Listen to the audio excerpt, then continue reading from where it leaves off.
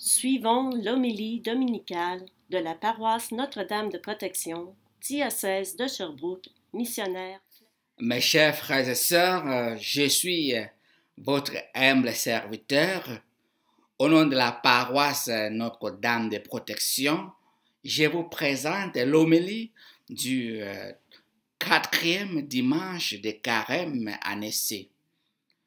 Mes chers frères et sœurs, ce dimanche, l'Évangile nous présente le jeune homme qui a mal utilisé les biens que son père lui a donnés.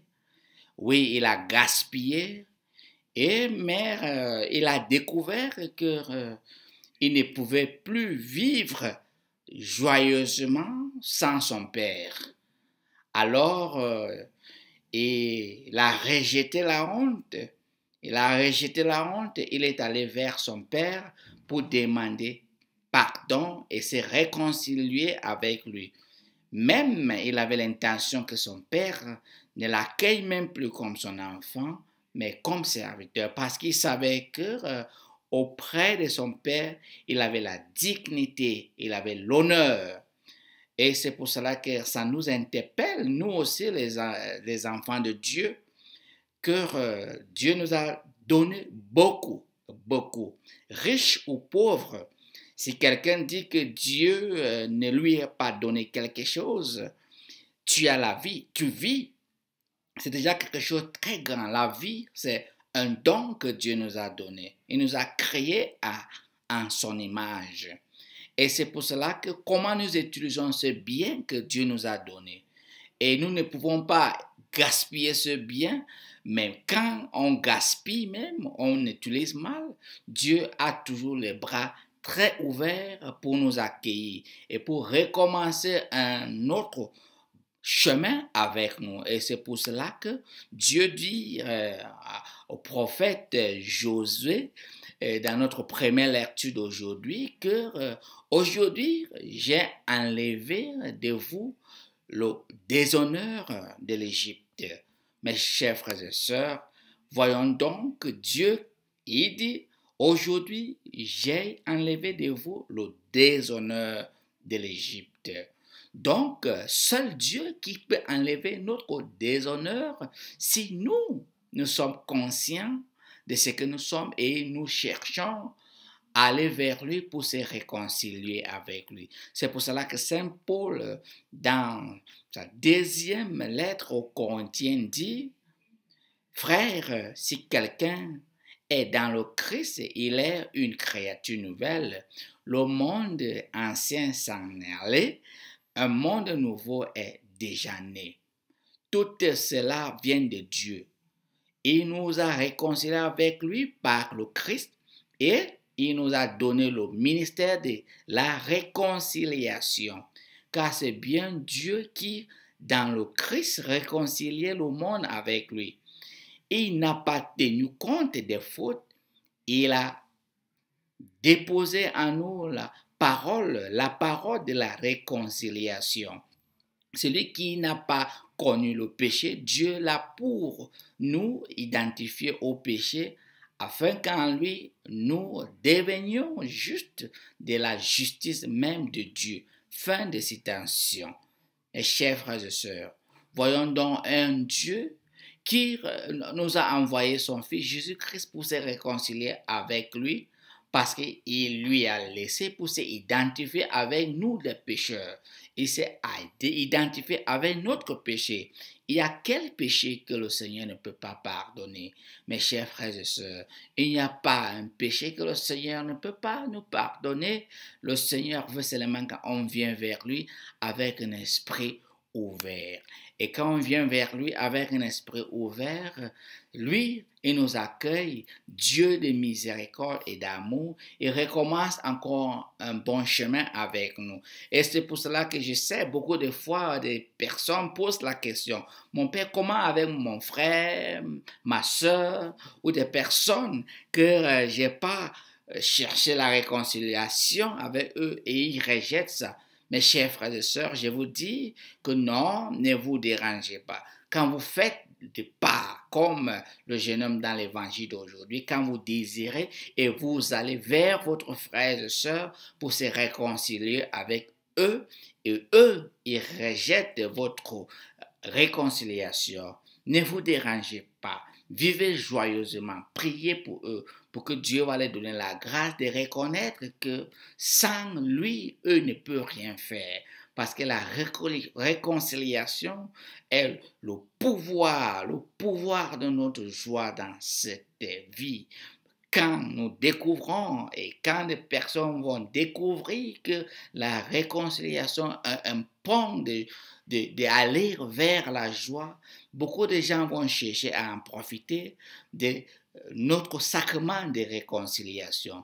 À cause de la honte ou de l'orgueil, beaucoup de gens n'aiment plus la réconciliation à travers le sacrement de réconciliation. Mes chers frères et sœurs, ça c'est la période, Dieu nous appelle et il nous rappelle, il nous interpelle que lui, il est prêt pour nous, mais lui ne peut pas faire pour nous. C'est nous d'abord qui devons décider. C'est nous comme le jeune homme qui doivent décider. Nous devons décider d'aller vers le Seigneur. Ce n'est pas autrement, non. C'est ça. Le chemin de la réconciliation, c'est la personne qui désire, qui va vers Dieu. Ce n'est pas Dieu qui vient vers nous. Il nous a déjà envoyé son Fils vers nous. Ça ne marche plus sûr. C'est nous qui voudrons que Dieu vienne se réconcilier avec nous. Non, c'est nous qui allons vers lui. Avec ses désirs, lui, il nous accueille avec ses bras très ouverts. Dieu de miséricorde, Dieu de tendresse, Dieu d'amour. Mes chers frères et sœurs, comme chrétiens, notre sainteté dépend de notre réconciliation avec Dieu.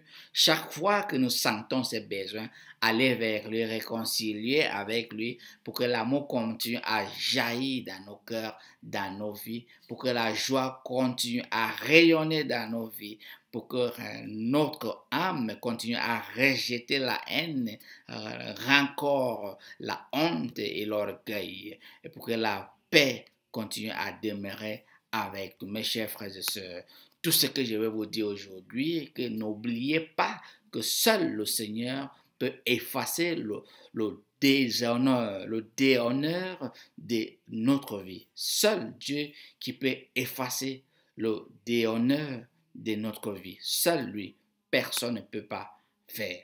Seul. Et avant qu'il le fasse, il a besoin qu'on fasse un pas vers lui.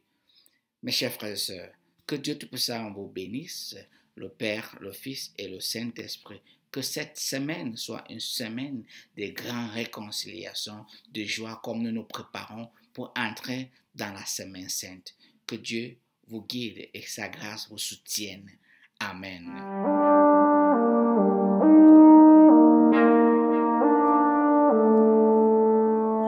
Here is a prayer that will free the world from God's anger. You need it as you travel, as you sleep, as you work.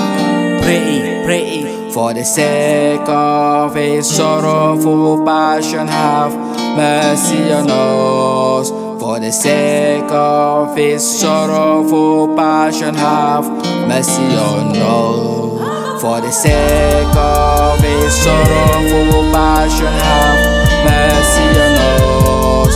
For the sake of His sorrowful passion, have mercy on us. And the whole world,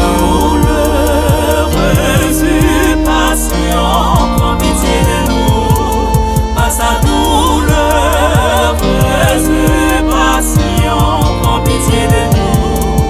Eternal Father, we offer you the body and blood, divinity of your Son, Lord Jesus Christ, in atonement for our sins and the whole world, in atonement for our sins and the whole world. For the sake of His sorrowful passion, have mercy on us. For the sake of His sorrowful passion, have mercy on us. And the whole world,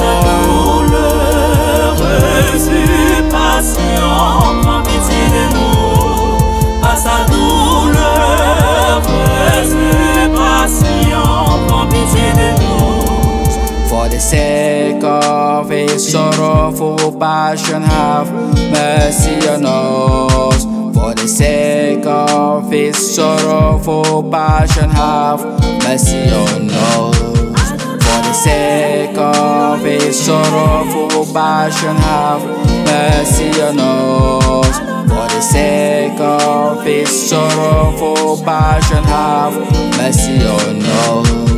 For the sake of his sorrowful passion, have mercy on us. For the sake